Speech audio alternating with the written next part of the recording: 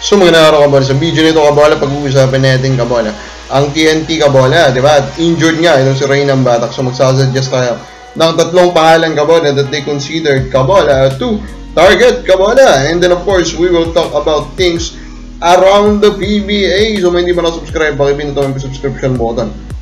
Let's start po kabola with the Japan B-League team ni Kai Sotto kabola na pumunta po sa practice ng Rain or Shine. Bakit sila pumunta sa practice ng Rain or Shine kabola?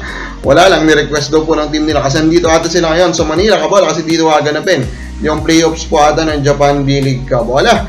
And yun nga, Rain or Shine ang napili pong sumamaan nitong Koshigaya, ang team nga po nitong si Kai Sotto kabola. At ito nga, gustong matuto daw ng head coach kabola ng Koshigaya dito sa legendary head coach ng Rain or Shine na si Coach Yang Gao. And of course, that is a nice thing to hear kabola kung tayo po o yung mga coaches natin ay gusto pong mapakinggan ng mga foreign coaches.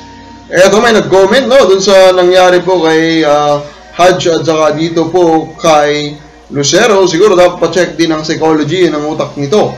Ba't ka tumitira nang hindi naman kailangan, sabi niya kabola. So parang point ata ni Cordillera, saka ka lang tumira pag kailangan. Diba? Ganun yung banat ni Sir Jerry. Pero at the end of the day, actually, hindi po maganda yan yung tumitira ka kabola ng kalaban. And then of course, we need to highlight din that 22 rebounds kabola ni Rodney Branjal.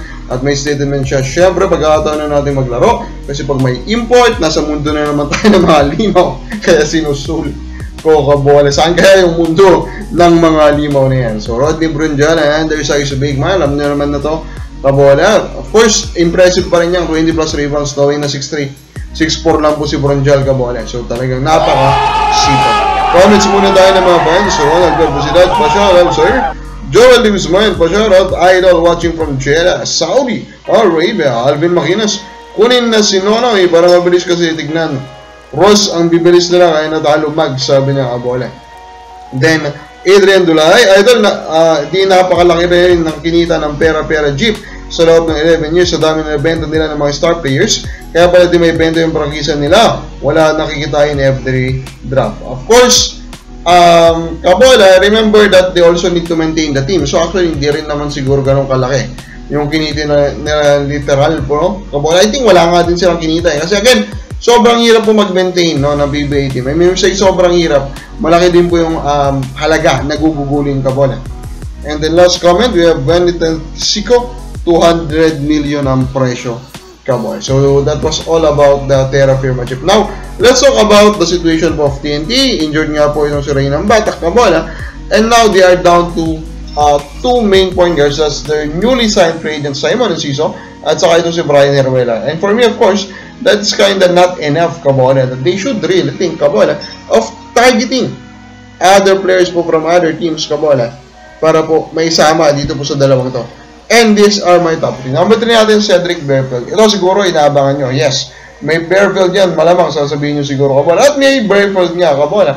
Pero ito nga lang po, si Berfield kabola, siya po yung representasyon kabola na of course alam naman natin na malaki po talaga dyan sa pupunta ng TNT. The issue here is that meron po siya ngayong iniindang injuries kabola. So, baka hindi rin naman siya maging healthy kabola all throughout the playoffs. So, is it worth it to trade for him? Yan yung ngayong question mark ngayon for TNT. Number 2 ko, surprisingly will be Chris Banchero kabola. Diba? Representative ng Meralco Balls. Ang point lang naman natin dito, Meralco Balls medyo struggling din kabola. Need ng point guard ng TNT. Marami pong point guard ang Meralco. So, parang perfect Chris Banchero. Ipunta mo na sa TNT.